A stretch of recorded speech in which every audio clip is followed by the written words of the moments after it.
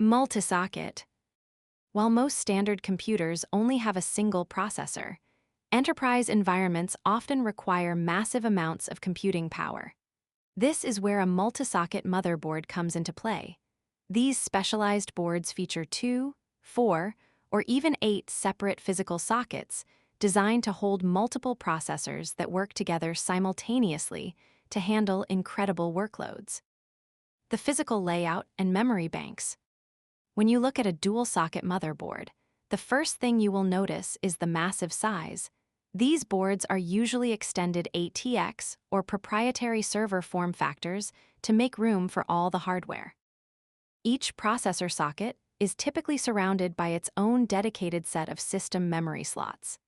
This means if you install 2 processors, you must also install system memory for both of them so they can independently access data without waiting in line, allowing the system to run massive databases or handle hundreds of virtual machines at the exact same time.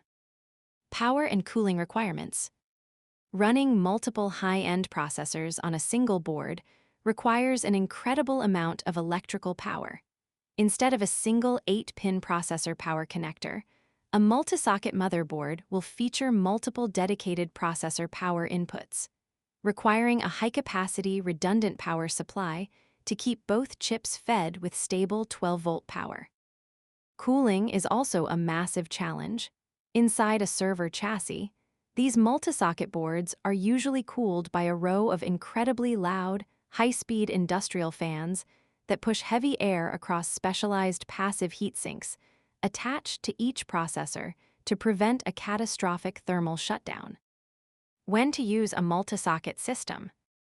For a standard home user or even a high-end gamer, a multi-socket system is a complete waste of money because typical desktop software and video games are not programmed to split their instructions across 2 entirely separate physical chips.